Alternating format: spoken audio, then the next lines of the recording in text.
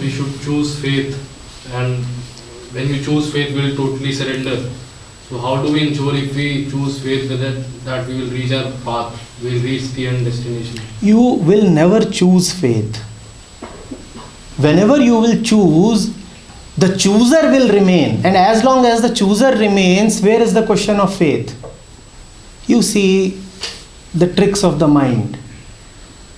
You are still asking, we should choose faith. And if you are choosing faith, surely you are the master of faith. You are bigger than faith. I had the power to choose.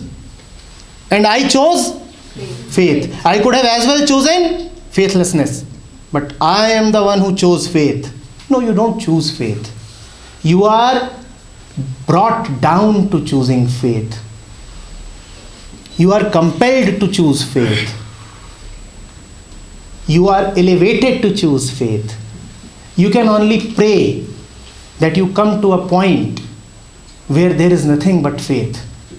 On your own, you will never choose faith, because whatever choice you will make, please understand this, whatever choice you will make will be your choice. You will remain, and you are the choosing ego. You will remain. Faith is not a choice. Faith is not a choice. What are the chances that we will get the truth after losing faith?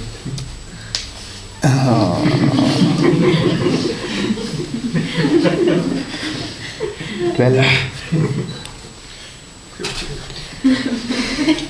have one question. As we know, we have got little brain. Every time it plays role, it has some reasoning sense.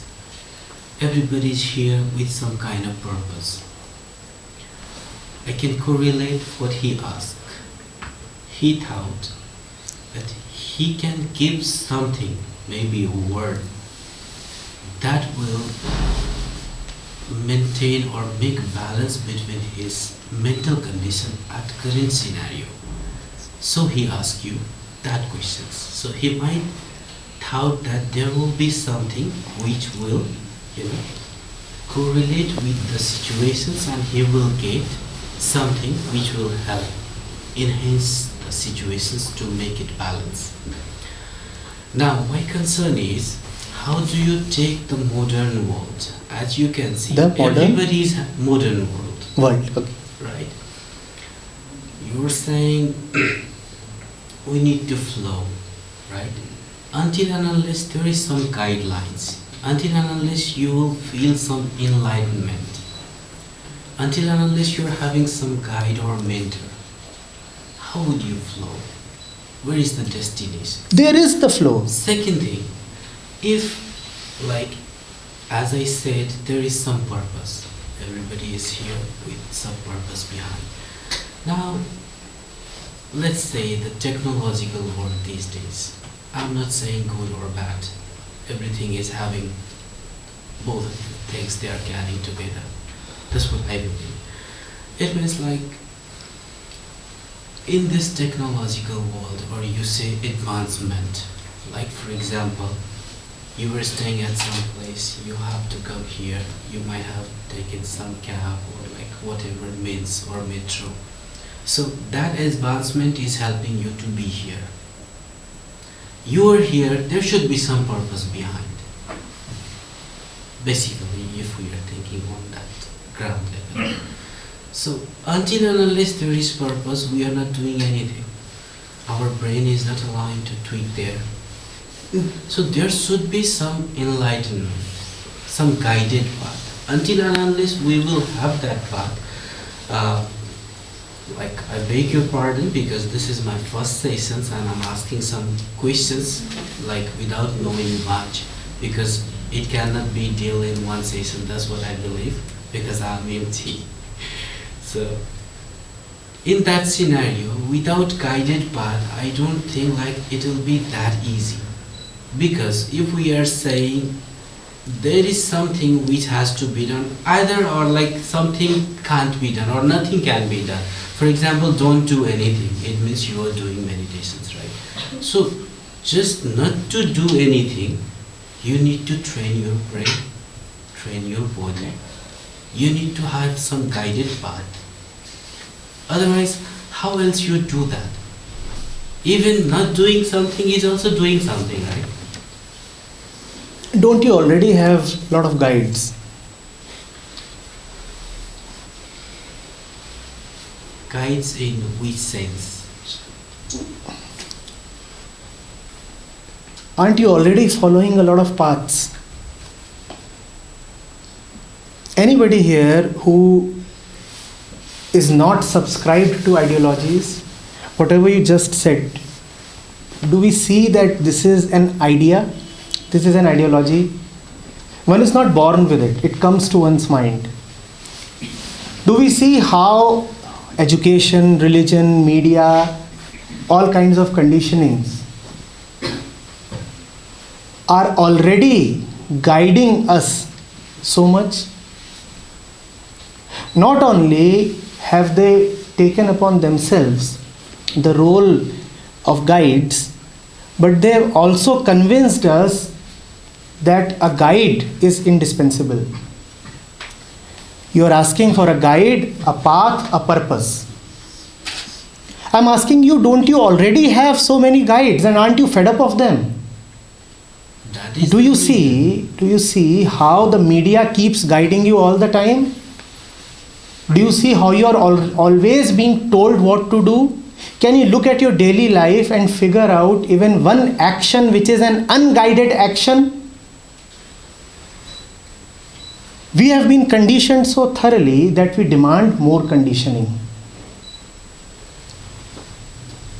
Please understand this. From where is this need for guidance arising? It is arising from all the guidance that we have received over time. We have always been guided. Do this, do not do this. This is good, this is bad. This is moral, this is immoral. Eat in this way, marry in this way, love in this way, talk in this way. And because at every step there has been guidance, so today you want guidance into enlightenment as well. Don't we have all these things? Guided meditations, guided enlightenment. What is this? Who told you that you need a guide? Please go into this.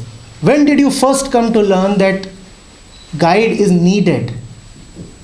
Even in the matters of truth. Who told you that? But today you definitely do have a lot of guides. And anybody can so easily come and start guiding you. We beg for guidance, don't we? Anybody becomes our master. Anybody becomes our guide. Is it not more important to get rid of all the guides? Rather than asking for guidance, should I first not say that my life is too full of guides and I want to drop them? No more of guidance. We are asking as if we are loose, as if there is no guidance anywhere. We are bundles of guidance. We are bundles of conditioning. Go and just open your TV set right now. You will see how they are so eager to guide you. Just open your TV set, look at the commercials or look at anything, the news, the soaps, anything. Aren't they guiding you? Do you see how your family life, your relationships, all have been guided by them? Don't you see that? Do you see that?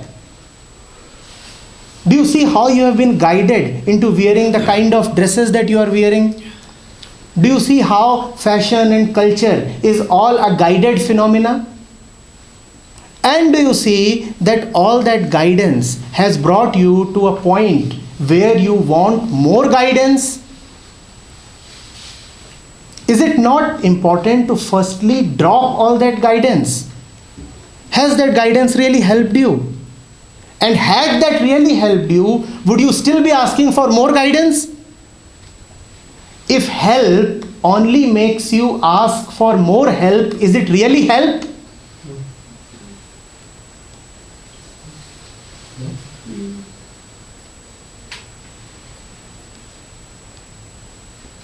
You are already so pattern based. And when I say you, I mean the whole of humanity, not a person. We need no more of guidance. We need to just carefully see how we are unable to take even a step without guidance. And that was not to be our destiny. It is unfortunate that we have been brought to such a situation. Let us not further that situation. Let us rather get rid of that situation. Yes. I was saying, since there is lots of guides, because of that reason, there is havoc and there is confusion. As we were talking about some last chapter from Bhagavad Gita, Yes. right?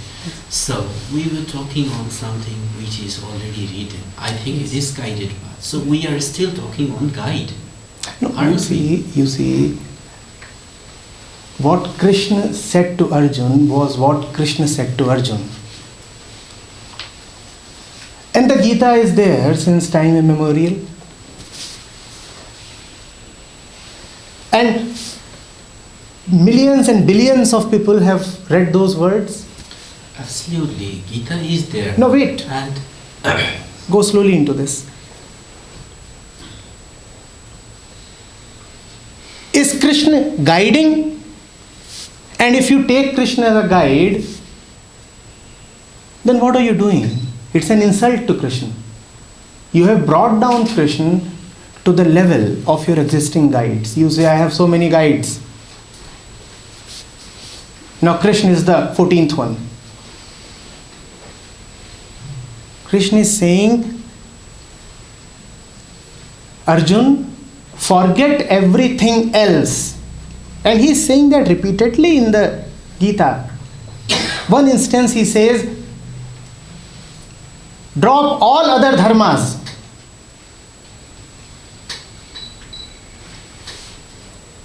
And follow me.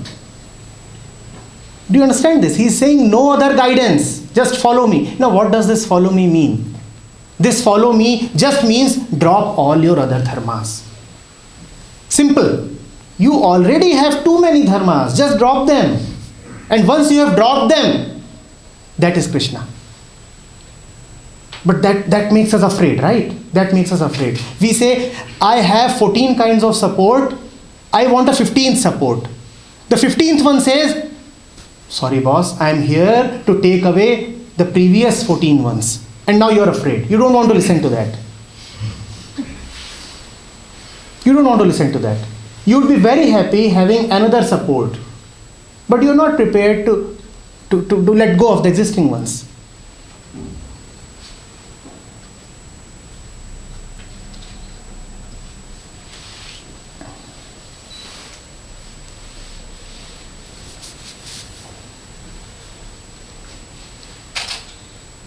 वो बुद्धा का वो concept था निर्वाणा, उस पे थोड़ा बोले enlightenment, nirvana पे थोड़ा निर्वाण कॉन्सेप्ट नहीं होता है, कॉन्सेप्ट से मुक्ति निर्वाण कहलाती है। जब आप कॉन्सेप्ट से मुक्त हो जाते हैं उसको निर्वाण कहते हैं। हर कॉन्सेप्ट आपको परेशान करता है, जलाता है। एक आग लगी होती है, वो आग जब बुझ जाती है तो उसको कहते हैं निर्वापित हो जाना। आग बुझ गई, यही निर्वाण है। आपके दिमाग में कॉन्सेप्ट ही कॉन्सेप्ट भरे हैं और हर कॉन्सेप्ट ये दावा करता है कि वो सच है। आप जो कुछ भी सोचते हैं, आपका दावा तो यही है ना कि वो सच है। जब ये दावा रुक जाता है, थम जाता है, गिर जाता है, उसको निर्वाण कहते हैं। कोई कॉन्सेप्ट नहीं है निर्वाण की। बहुत सारी बातें पता थी, एक निर्वाण का भी और ज्ञान ले लिया, वो नहीं है निर्वाण। ऐसे तो फिर बिक रहा होता निर्वाण।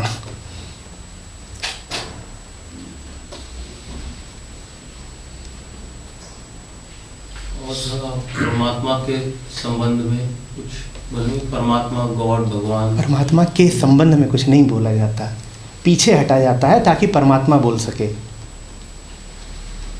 आप हट जाएं, आप चुप हो जाएं, परमात्मा बोलेगा।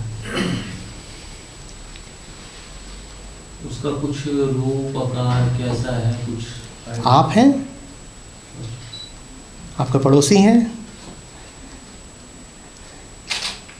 जब वो बोलता है तो वो ही सुनता है, जब वो नहीं बोलता प्रतीत होता तो फिर तरह तरह की विविधताएं हैं, रूप रंग नाम आकार हैं।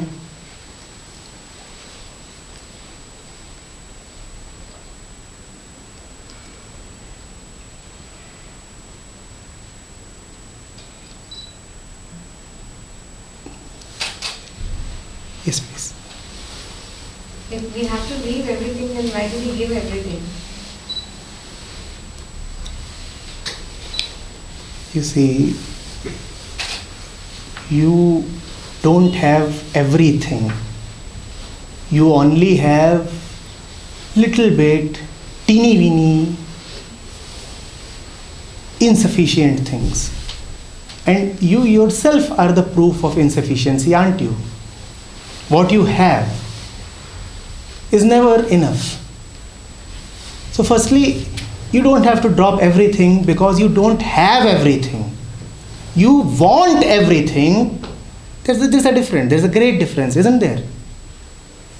You want everything, but always you feel that you have a little bit, nothing.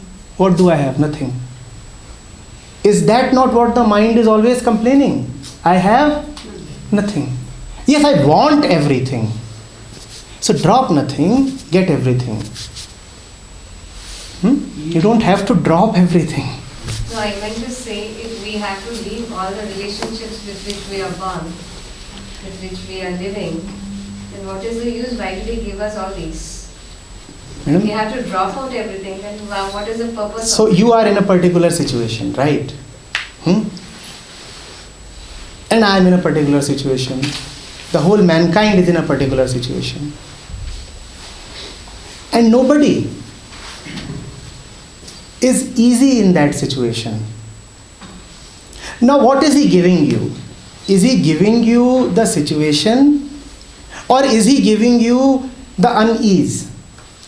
Remember, you choose your situations, but you don't choose to be uneasy. There is a person that I choose, right? In hope of peace. So my choice was peace. All right. So left to myself, I would have obtained peace because that's what I chose. Now I am entering into a relationship. We are talking of relationships. I am entering into a new relationship. I am entering into a new relationship, and had I been the decision maker, this relationship would have been perfect. Wouldn't have been. Every new relationship is entered into with a hope of perfection. It is a promise. Every new relationship is a promise. So I chose perfection. I chose bliss. What do I get? I get unease. At least I don't get what I was promised. Who is giving you this unease? He is giving you this unease. You are choosing something, He is telling you the choice is wrong. Left to yourself, you would have liked to be happy in the thing that you chose. Left to yourself, everybody wants happiness. Left to ourselves, we would have decided to be happy. But that doesn't happen. He is giving you the restlessness. The restlessness is the proof that the choices need to be changed and dropped. He is giving you that divine restlessness. Your own suffering is the proof that truth is calling.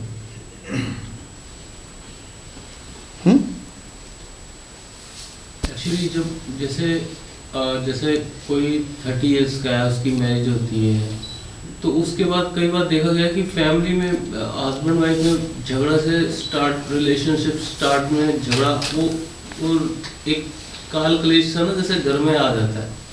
मतलब झगड़े बहुत होते हैं, जब मैंने बहुत बार देखा husband wife के लाइफ में, कभी वाइफ की तरफ से वो एक, तो फिर कुछ कई बार ऐसे भी देखा कि वाइफ का भी नेचर ऐसा देखा कि वो ऐसे झगड़ते हैं तो वो हस्बैंड का बीपी वो 7वें आसमान पे पहुंच, उसके बाद वो फिर जब उसने खाना बनाना तो गुस्से में बनाना, कभी सॉल्ट ज़्यादा कभी ऑयल, तो 10-10 साल तक ऐसे एक तरह से वॉर चलने लग जाता है, ना कभी सॉल्ट लिमिट में आया कभी ना ऑयल लिमिट में। इन चीज़ों का क्या सोल्यूशन आप? ये तो एक कुक रखा जा सकता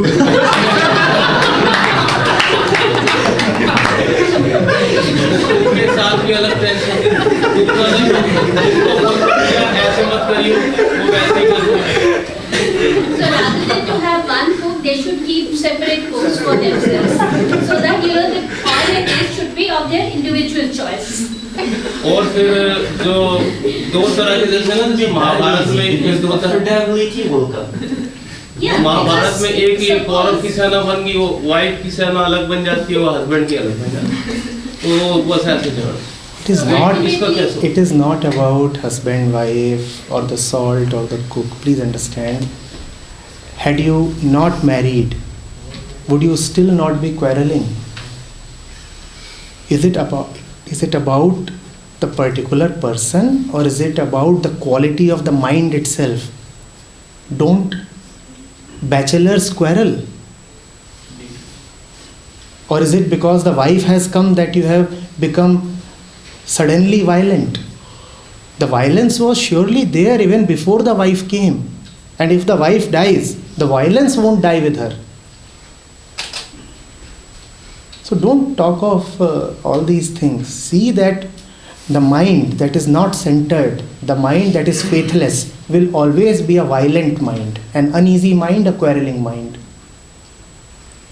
तो फेथ किस पे रखनी चाहिए? We have talked so much about what is meant by objects. We have talked so much about what is meant by objects. So can you please suggest a few ways by which a quarreling mind can come to a peaceful situation? Don't you already have so many ways? And aren't all those ways the quarreling itself? Is this not a repetition of his question? No. I mean, if it comes to self, My simple question to you is your question not a repetition of his question? And if it is, then how can I give a different answer? No, when we have to suggest it to somebody. You don't have to suggest it to somebody. First of all, you are asking me. No, the quarreling mind, not the person who is giving. Are you not the quarreling mind? Not at all. कई बार Then things are settled. हम ठीक चलते हैं तो सामने वाला हमारा ना बुरा कर देता है कोई, तो उसमें हम क्या कर सकते हैं? हम अच्छे भी चले, वो सामने वाला कोई ना कोई कॉन्स्पिरेसी ऐसे कर देता है, कोई ऐसी पॉलिटिक्स पैदा कर देता है, कोई ऐसी मैनिपुलेशन कैलकुलेशन लगा देता है कि वहाँ। देखिए साहब, जब कोई जानबूझ के आपका बुरा करे तो वो एक स्थिति है, उससे ज़्यादा बुरा तब हो जाता है जब आपको पता भी नहीं होता है कि आप किसका बुरा कैसे कर रहे हैं। उदाहरण के लिए हम यहाँ बैठे हैं सब, एक शांति का माहौल है, अपनी ओर से तो मैं सिर्फ एक प्रश्न पूछूं और मुझे पता भी ना चले कि मैंने वो प्रश्न पूछ के कितने मनों को झंझोर दिया, तो मैं सबका बुरा कर रहा हूँ या नहीं कर रहा हूँ? अपनी ओर से तो अक्सर हमारा इरादा अच्छा करने का होता है, पर जब मन केंद्रित न हो तो इरादा आपका कुछ भी हो, आप करेंगे बुरा ही। और जो भी प्रश्न आप पूछें, मात्र आपसे नहीं कह रहा, सबसे कह रहा हूँ, और मात्र इस सत्र के संदर्भ में नहीं कह रहा, सदा के लिए कह रहा हूँ, यदि आप वास्तव में अपने हिताकांक्षी हैं तो जो भी प्रश्न पूछें वो अपने संदर्भ में पूछें, ये ना कहें कि कोई किसी के साथ क्या कर देता है। और यदि आपका दावा ये है कि अपने संदर्भ में आपको किसी प्रश्न की कोई ज़रूरत नहीं है, तो निर्वाण, प्रश्न भी सब घुल गए, क्या पूछना क्या सुनना। प्रश्न वही है जो पूर्णतया मेरे मन, आपके मन की स्थिति से सीधे सीधे निकला है। जब तक दृष्टि अंतर्गामी नहीं है तब तक आपका प्रत्येक प्रश्न सिर्फ व्यर्थ चर्चा होगा, gossip.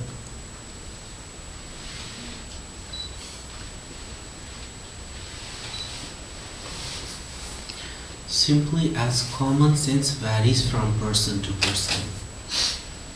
So, what you are saying, what you are trying to deliver, my perception or the receiving capacity might not match up to that level. So that would be another reason also. Like you are trying to say one thing. I'm thinking to some extent I'm there. I do understand what you have correctly said before. But at the same time, as you know, the common sense varied.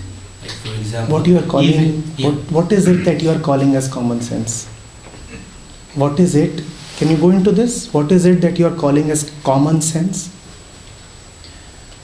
Basically, what we believe for one stuff, if everybody is thinking that will remain the same, but even the perception will vary. So you are talking of that which perceives. Right. That is nothing but your conditioning. Yeah. So the conditioning varies from person to person, and there is no doubt about that. We all are conditioned and differently conditioned. So if there is something that is interfering with the listening, it is the conditioning. Now, can conditioning interfere with listening even in an environment of attention? So just pay attention. Just pay attention. Neither your common sense nor your conditioning will interfere. Just pay attention. Be into it totally. Don't support your own uneasiness. What you call as common sense is not wisdom. It is your organized pattern of thought. That is what you call as common sense. It is just conditioning. Why must you support your conditioning?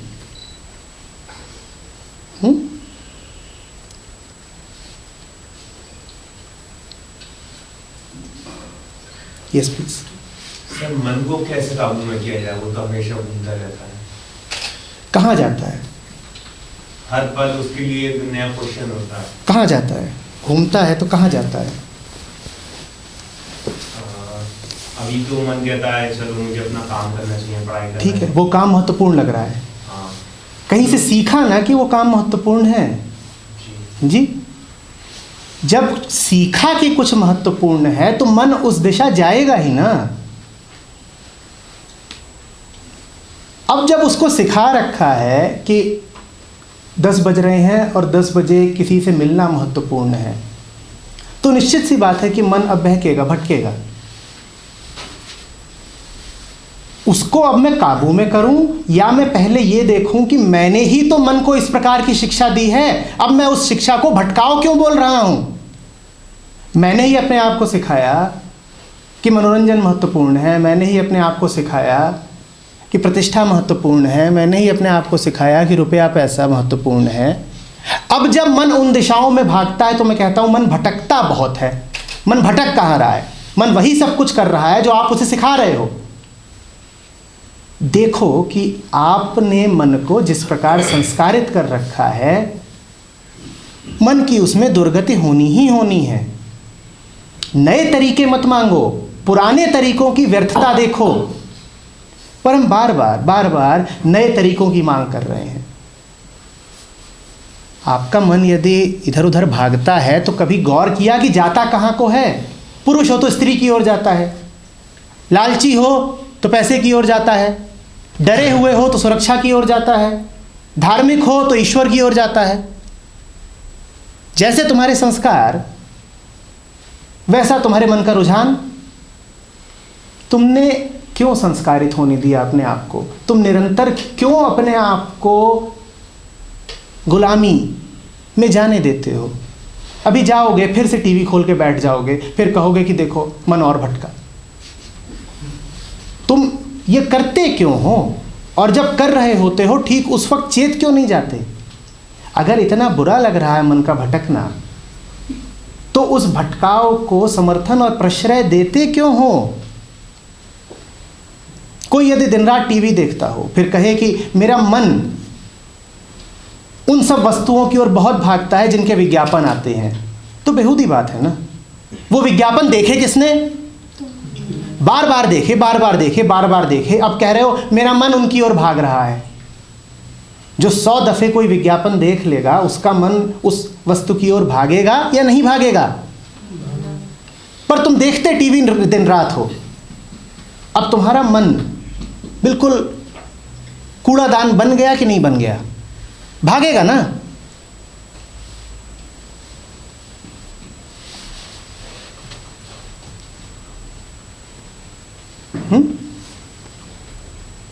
ये सवाल मानवता ने अनादिकाल से करा है कि मुझे तरीके दे दीजिए बेहतर होने के, और बेहतर होने का कोई तरीका काम आ सकता नहीं, क्योंकि तुम्हें बेहतरी नहीं चाहिए, तुम्हें और कुछ चाहिए ही नहीं। तुमने जो कुछ संग्रहित कर रखा है तुम्हें उसी से मुक्ति चाहिए। पर तुम्हारी मांग ये रहती है कि जो मेरे पास है वो तो न छूटे, कुछ नया मिल जाए। तुम ऐसे ही हो जैसे कोई डॉक्टर के पास जाए और कहे कि बीमारी नहीं छोड़नी है, स्वास्थ्य दे दीजिए। चिकित्सक से तुम्हारी मांग ये है बीमारी नहीं छोड़नी है, स्वास्थ्य दीजिए। वो स्वास्थ्य तुम्हें कहाँ से देगा? स्वास्थ्य तो स्वभाव है। चिकित्सक तो इतना ही कर सकता है कि बीमारी छुड़वा दे, और बीमारी यदि छोड़नी है तो बीमारी से मोह छोड़ना होगा। तुमने अपनी बीमारियों से ही यारी कर ली है। अब स्वास्थ्य कहाँ से उपलब्ध हो? उपलब्ध होके भी अब वो उपलब्ध नहीं है। जो तुम्हारा स्वभाव है वही अब तुम्हें उपलब्ध नहीं है। बीमारी से यारी।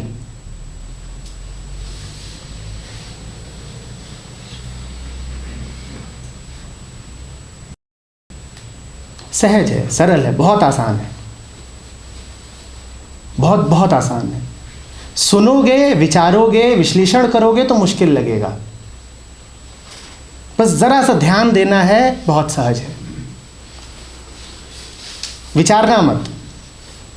तर्क करोगे तो काट दोगे। मैंने जो कुछ कहा है उसे तुम्हारे तर्क तुरंत खंडित कर देंगे। पर ध्यान दोगे तो बात बिल्कुल सहज लगेगी।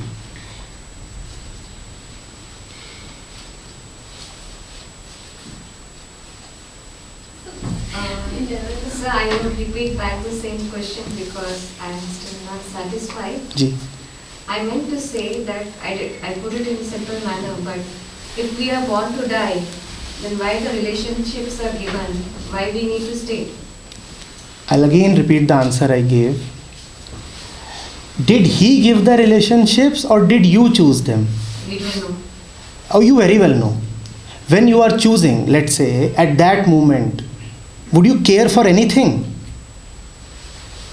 In the moment when you are choosing your relationship and you are full of passion and certainty, would you care for anything, anybody? Would you care for the Bhagavad Gita? Seriously? I mean, Honestly, I want an answer from you. In the moment when you are choosing your beloved, do you really consult Bhagavad Gita? No. And would you care what Krishna is saying about your beloved? Had we cared, then we would all have still been, alone. Alone? Huh? But most of So- us are aware of Bhagavad Gita before we fell into the negation. Yes, yes. That's the problem. So in spite of being aware, in a theoretical sense, in a sense of knowledge, do you care for anybody? Even if there is Akashvani at that instance, would you pay attention to it? Would you heed? No. So who is choosing? You are saying, God gave me this relationship. Why are you unnecessarily blaming God? We are saying, God gave me suffering. Did he? Seriously. He is reminding you of your falsenesses through suffering. Suffering is his invitation. Take this as a thumb rule. Everything that is causing suffering to you is your own, and everything that will liberate you is God. If ever you experience suffering, take it upon yourself. Do not blame God. But we are accustomed to phrases like this, oh my God. God, what have you done? He keeps wondering, what did I do? When did I do this? You keep doing this in spite of all my presence, and now you are blaming me. Let that question stay with you. In your moment of passion, in your moment of infection, in your moment of lust, in your moment of attachment and drive, would you care and stop even if God speaks? Would you? Seriously? In fact, you would be prepared to kill the Buddha if the Buddha is obstructing you from reaching your goals. Now you are saying, why did the Buddha make me do all the rubbish? When did the Buddha do all that?